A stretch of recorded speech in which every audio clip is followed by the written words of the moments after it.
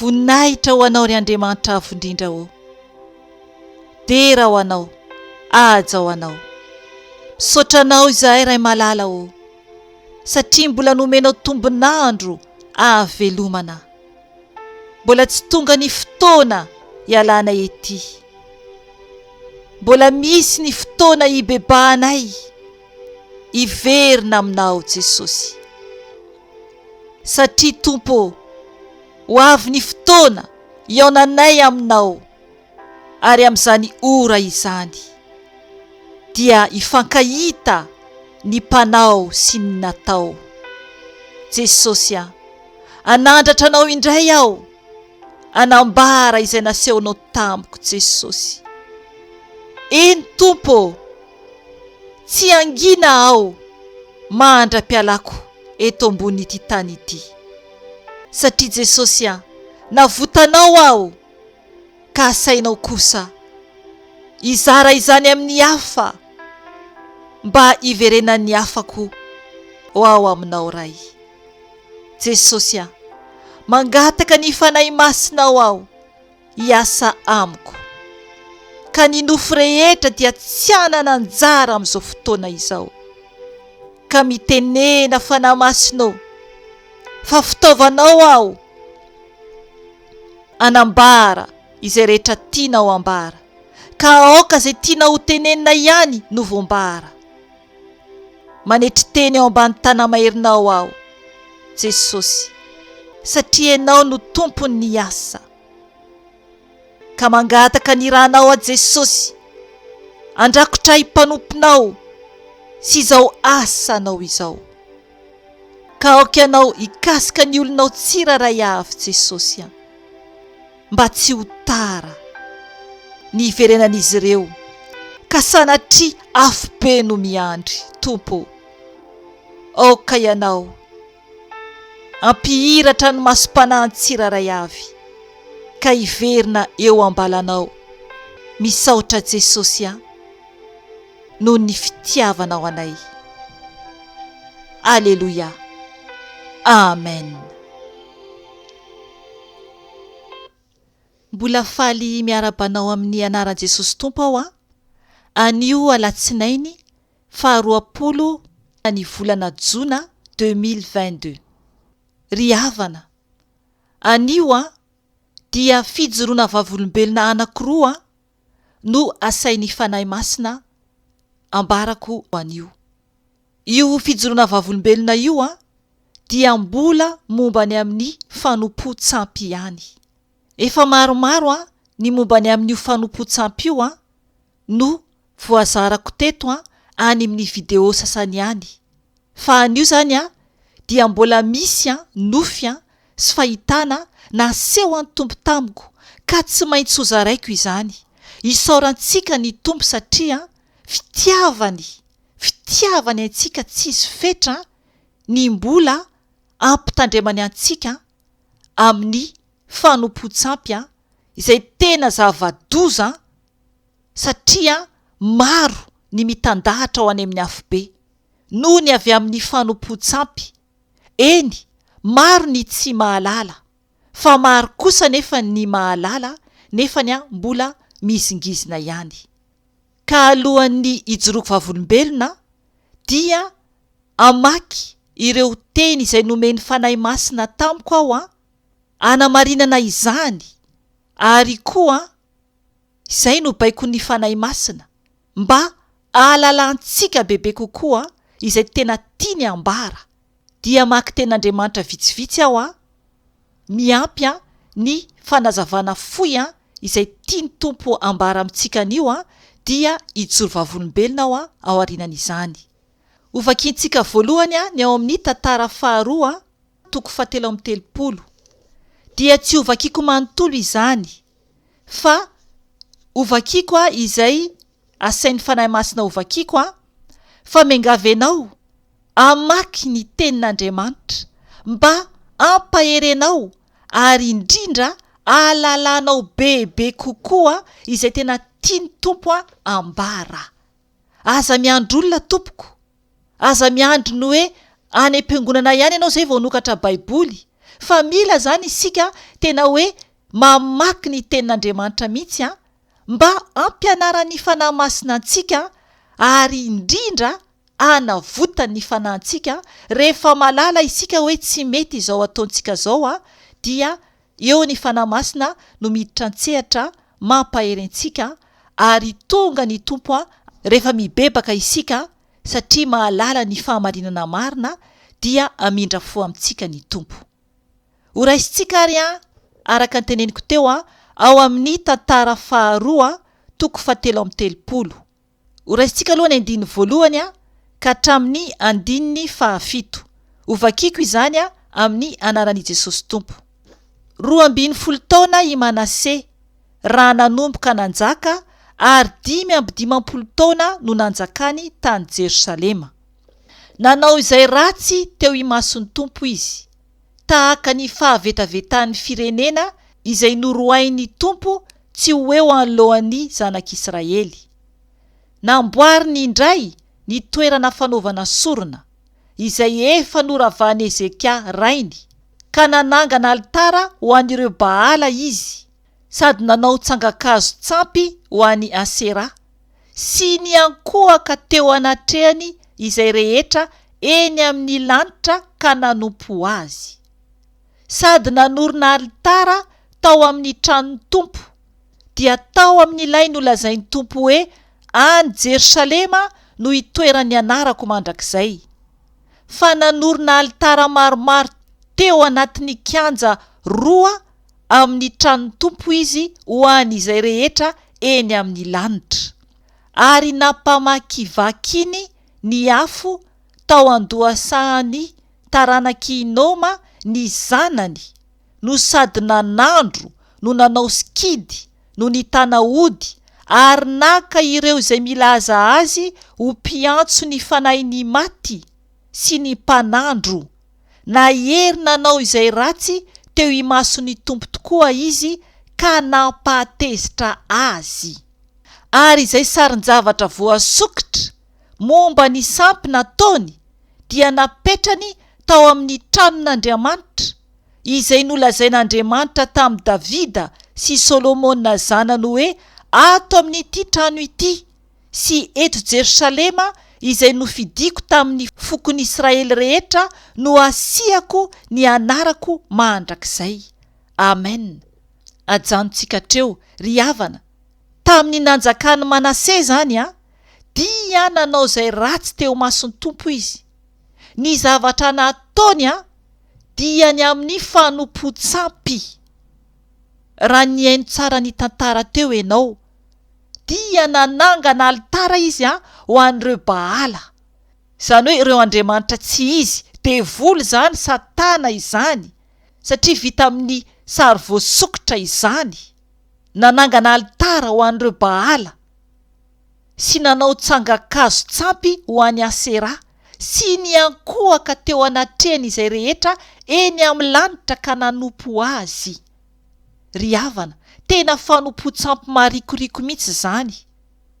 Tao anatin'ireo zany ilay statu, karazana statu, tsangam-bato na vita amin'ny kakazo io, dia ny ankohofana, ny vavahana, dia eo koa le hoe eny amin'ny lanitra, zany le hoe vavaka amin'ny masoandro, vavaka amin'ny volana, le mijery andro, mpanandro sy ny karazany.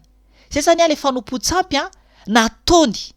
Dia zay mahatonga anazy ny teny amin'ny 9 hoe ary nampamakivakiny ny afo tao andohasahany taranaki Noma ny zanany, no sady nanandro no nanao sikidy no nitana ody ary naka ireo izay milaza azy ho mpitsabo, ho mpiantso ny fanahiny maty sy ny mpanandro. Na hery nanao izay ratsy teo imason'ny Tompo tokoa izy ka nampahatezitra azy. Amen. Tena tezitra zany Andriamanitra, ary mbola tezitra Andriamanitra amin'izay olona mbola manao izany. Ary eo amin'ny 7 dia manambara ny amin'ny sarin-javatra voasokitra momba ny sampy zany, izay apetraka ao amin'ny tranon'Andriamanitra. Io ry havana dia mbola misy any fiangonana marobe tena mampatezitra an'Andriamanitra io. Io zany no zavatra naseho an'ny Tompo Ahy, izay ho tantaraiko rehefa avy eo. Eto zany tenin'Andriamanitra dia manambara mihitsy fa tezitra mafy Andriamanitra.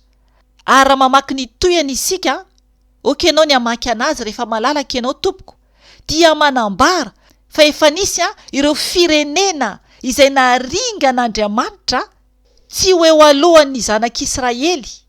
Ny Tompo efa nampitandrina, ary ny 10 ary ny Tompo niteny tamin'ny Manase sy ny vahoakany nefa tsy nety niaino izy.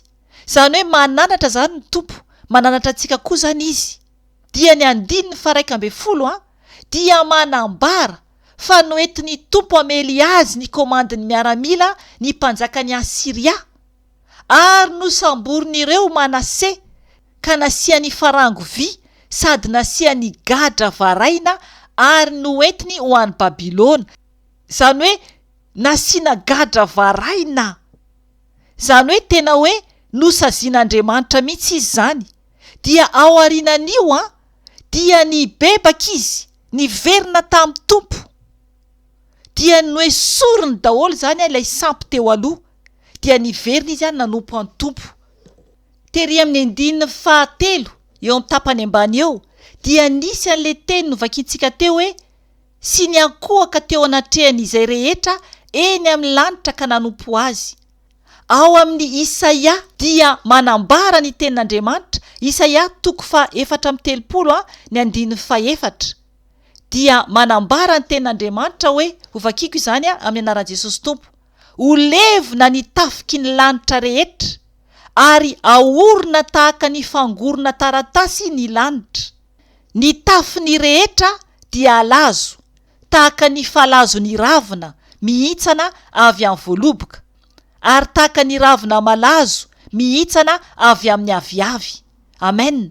Ny tafiky ny lanitra izay teneniny eto ry havana, ny tafiky ny lanitra izay teneniny eto ary tenenin'Andriamanitra hoe ho levona ny tafiky ny lanitra rehetra, dia ao amin'ny Efesiana 4:9 manambara fa ny fanahy ratsy eny amin'ny rivotra izany.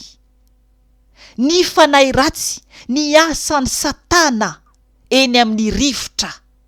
Ovakintsika kely io amin'ny anaran'i Jesosy Tompo. Efesiana 4:9, aleo raisintsika manomboka amin'ny 11 ka hatramin'ny 12. Ovakiko izany amin'ny anaran'i Jesosy Tompo.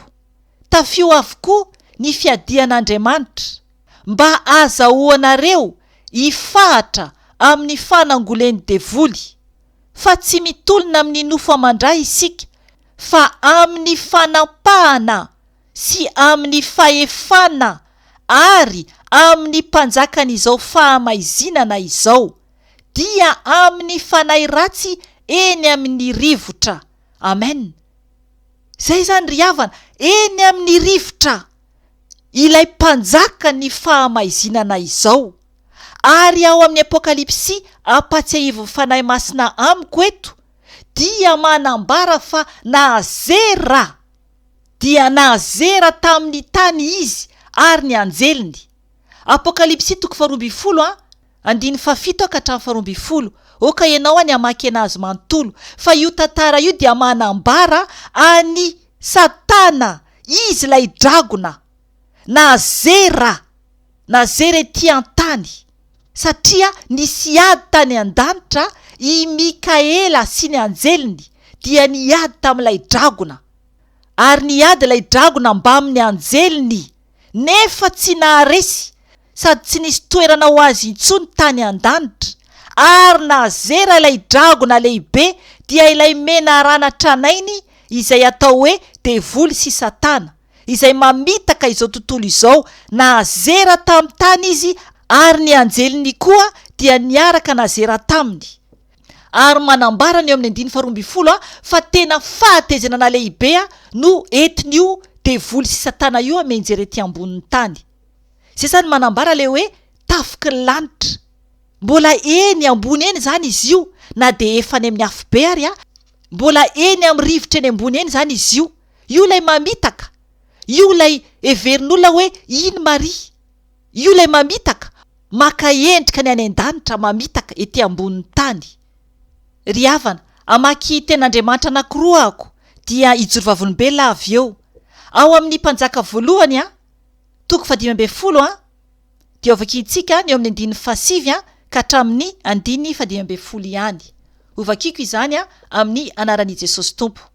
Tamin'ny taona 20 nanjakan'i Jeroboama mpanjakan'i Israely no tonga mpanjakan'i Joda i Asa. Iraika amby 70 taona no nanjakany tany Jerosalema.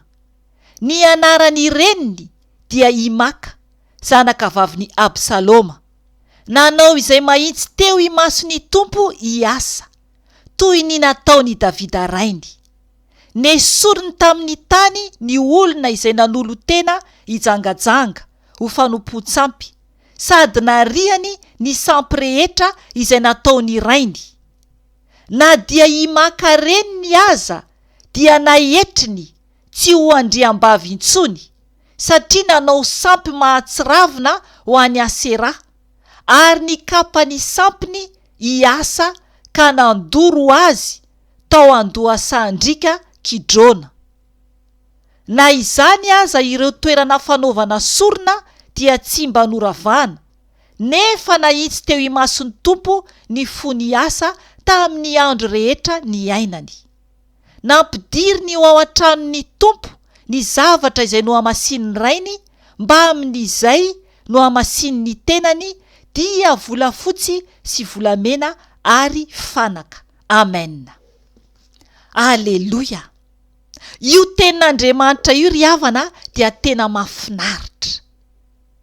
Raha ny hainy tsara ianao a, dia io mpanjaka i Asa io, izy zany a dia tena nanao izay mahitsy teo anatrehan'Andriamanitra, ary tena mahafinaritra mamaky ny tantarany, satria toy ny nataony Davida rainy no nataony, ary no esorony tamin'ny tany ny olona izay nanolo tena ijangajanga ho amin'ny fanompoan-tsampy, sady nariny ny sampy rehetra izay nataony rainy. Ry havana, na ny reniny ara, ny reniny, ny anaran'ny mamany dia hoe i Maka, dia nahetriny tsy ho andriam-bavy intsony io mamany io, satria nanao sampy mahatsiravina ho an'ny Asera. Ny atao hoe Asera dia anarana sampy kananita iray, ary ilazana tsangakazo tsampy koa izany atao hoe Asera. Dia nahetry ny Asa io reniny io. Alay fisarentsana nge ry havany, izy mpanjaka, dia ny mamany tokony andriam-bavy ho eo akaikiny, fa nahetriny satria mpanompo sampy, nanao sampy mahatsiravina, ary ny zavatra nataony Asa dia nokapainy ilay sampiny, dia nodorany. Ry havana, tena zavatra mahafinaritra izany. Izay le hoe na misy ary ao amin'ny fianakavianao, ao amin'ny ankonanao mpanompo sampy, dia aza manaraka mifanaona ianao, izy eto dia mpanjaka. Ny famonjenantsika tompoko dia tsy raray avy ihany, fa tsy afaka isika amonjy fanahin'olona hafa. Rehefa tsy hainy ilay olona, dia tsy azontsika terena izy. Jerevy eto mpanjaka, mpanjaka, i Asa mpanjaka. Ny reniny nahalala azy tsara, ny reniny mahafantatra tsara fa izy manompo an'Andriamanitra, fa ny reniny tsy nandrara, fa nanompo sampy ihany. Fa noho izy mpanjaka kosa nefany dia nahetriny reniny, ary tsy nanaiky mihitsy izy amin'ilay fanompoan-tsampiny reniny. Ary manambara ny tenin'Andriamanitra fa nahitsy teo i mason'ny Tompo ny fony Asa tamin'ny andro rehetra ny ainany. Aleloia. Ry havana, ny hafaran'ny olona mpanompo sampy, na inona ny sampy tomponao, dia afo be no miandry. Apokalipsia 1:20 dia ovakiko amin'ny anaran'i Jesosy Tompo izany. Fa ny osa, ny tsy mino, ny vetaveta, ny mpamono olona, ny mpijangajanga, ny mpanao ody ratsy, ny mpanompo sampy, ary ny mpandainga rehetra dia anana ny anjarany ao anatin'ny farimy rehetra afo sy solofara. Izany no fahafatesana faharoa. Amen. Zay zany ry havana no miandra izay olona manompo sampy. Tena any amin'ny farimy rehetra afo mandrakizay. Ijoro vavolombelona ako ny amin'ny zavatra izay naseho an'ny Tompo Ahy momba ny amin'ny fanompoan-tsampy. Tamin'ny alatsinainy 12 ny volana avril 2021 tamin'ny taona lasa izany. Raha mbola teo am-pandriana ao ny divaraina. Zany hoe efa nifoha zany fa mbola mikipy ny masoko. Dia nahita fahitana ako nasehon'ny Tompo tamiko.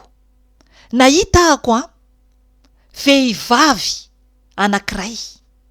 Io vehivavy io dia tsy maintsy miteny ny marina ako satria manjary hanadinan'ny Tompo Ahy ny rahan'olona izay amin'ny finoana katolika.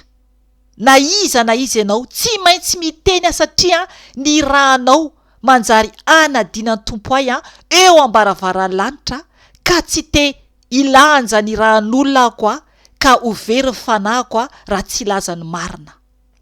Ry havana, nahita aho tao anatin'ny fahitana hoy aho. Vehivavy anankiray katolika izy io manao an'ireny fitafiana masera ireny zany no anaovany. Dia hitako mihitsy zany izy io manao sarin-doha ohatrana fitafiana masera. Sarin-doha fotsifotsy lavalava makany erina zany le izy dia ny eto alohany zany hitako mihitsy hoe akanjona masera zany no anaovany.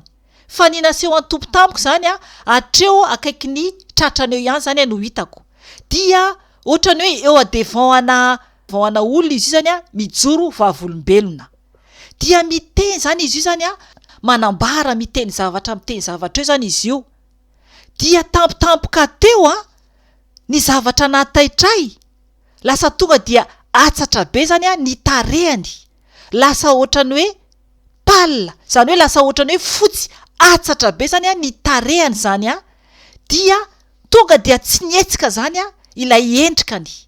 Dia tsy nitentsony zany ary hita fa ny lokony ny iova tampoka.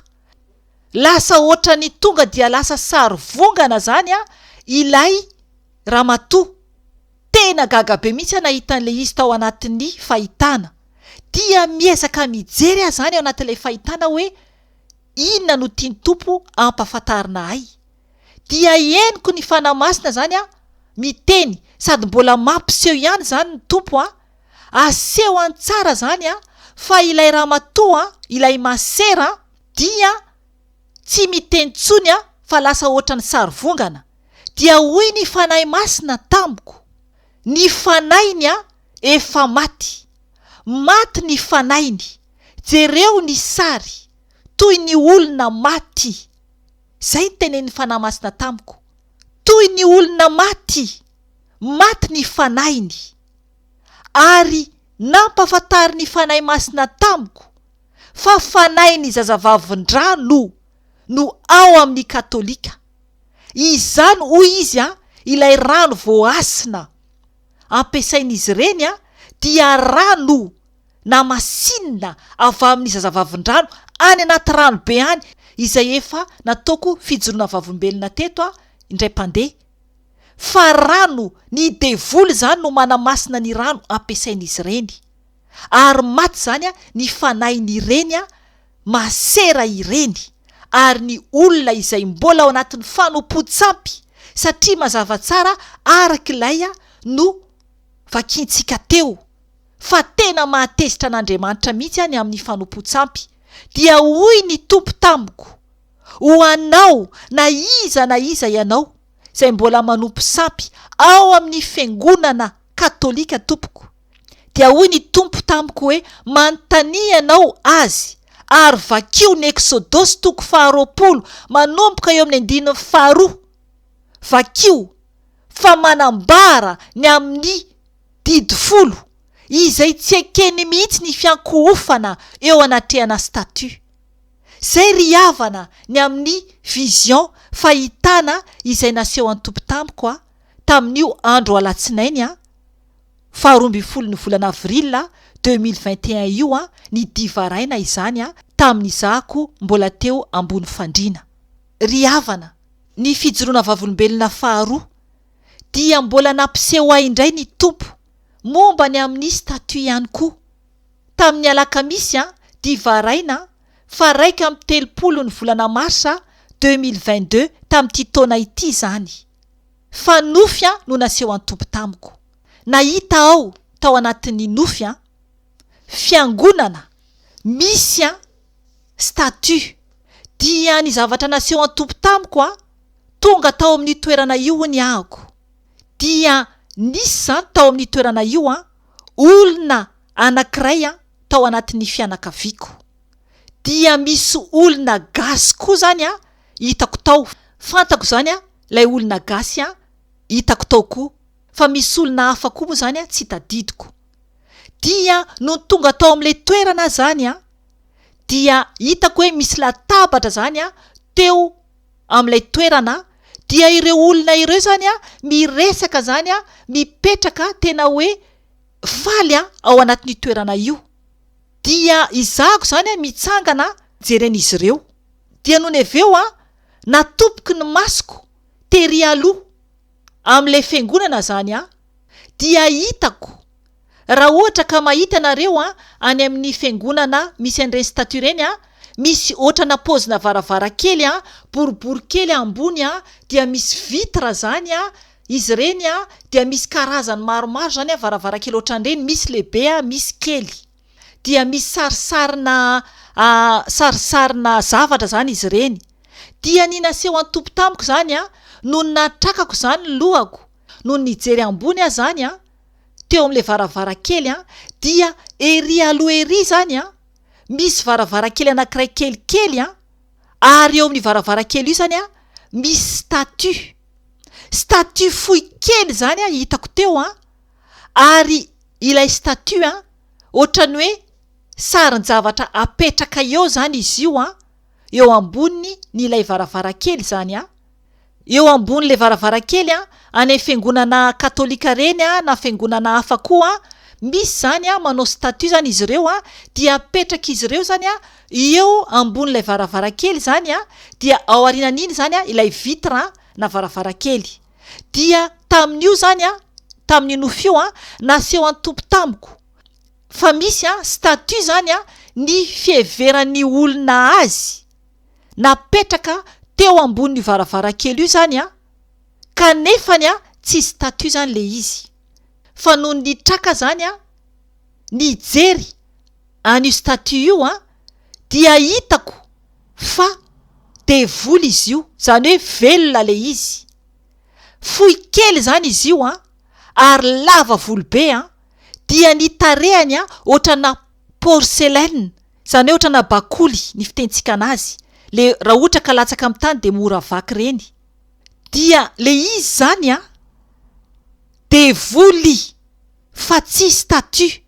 Dia ohatrany olona kely zany izy io lava volobe dia no natrakako zany lohako nijery anazy satria ireo olona ireo zany mipetraka ambany ohatrany eo amin'ny latabatra zany eo alohako.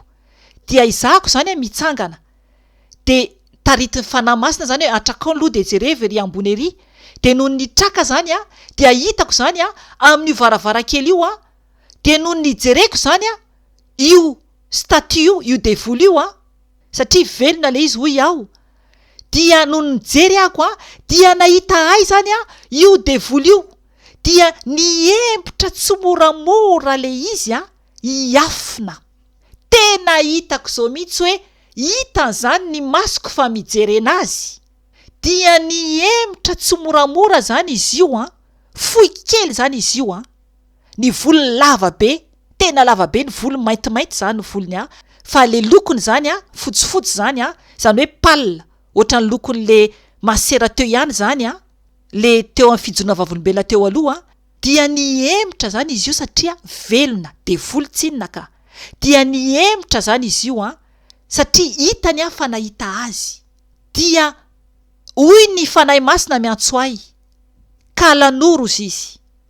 Kalanoro, izay tompoko no any amin'ireny fiangonana ireny.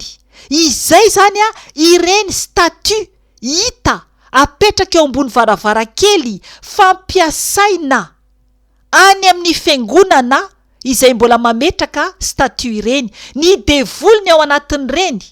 Any amintsika Madagasikara dia kalanoro. Nasehon'Ny Tompo Ahy mihitsy ilay devoly, Nasehon'Ny Ahy. Ary vao nahita ahy izy dia iafina ary nampafantarin'ny Tompo Ahy fa ilay avako sy ilay olona fantatro gasy sy ilay olona maro hafa tao anatin'ilay fiangonana izay jereko mipetraka eo alohako manodidina ny latabatra dia tena faly miresaka ary tsy haiko ara hoe inona zavatra eo alohan'izy ireo. Tsy tadidiko firy moa dia tena Nasehon'Ny Tompo hoe tsy fantatr'izy ireo fa devoly anie ny amin'ireny statut ireny.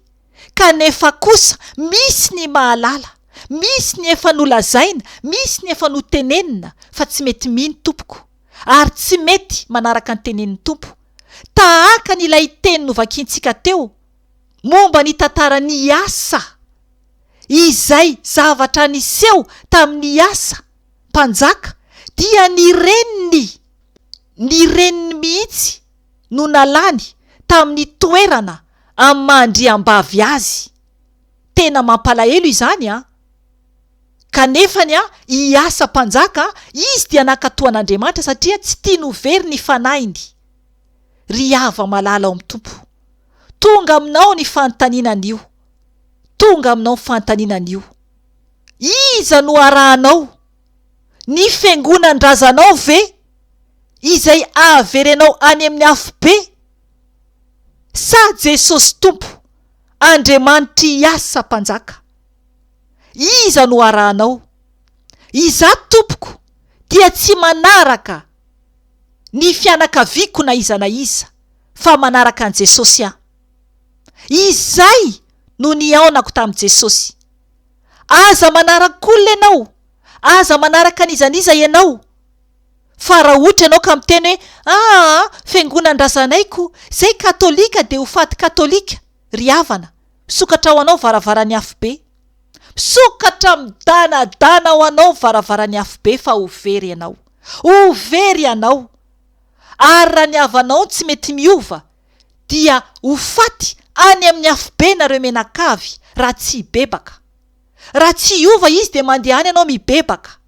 Vonjeo aloha ny tenanao dia afaka ianao ampahery ny havanao raha ohatra ka anaraka izy ireo. Fa raha tsy anaraka kosa izy ireo dia efa vita ny didinao. Aza manaraka anaram-piangonana mamaky ny tenin'Andriamanitra. Na inona ny finoanao, na protestanta ianao, aza manaraka fombafomba, aza manaraka pastera, na fiangonana evangelika ny misy ianao, aza manaraka fombafomba, aza manaraka pasteur, aza manaraka nizaniza, aza manaraka olombelona, na katolika ny misy ianao, aza manaraka mompera, na anglikana ny misy ianao, aza manaraka zay mpitondra fivavahana ao fa afo be no vantaninao, na adventiste ianao, aza manaraka fombafomba ao fa tonga de afo be ny miandry anao. Ry havana, izako tsy nanaraka fiangonana intsony fa Jesosy Tompo no araiko.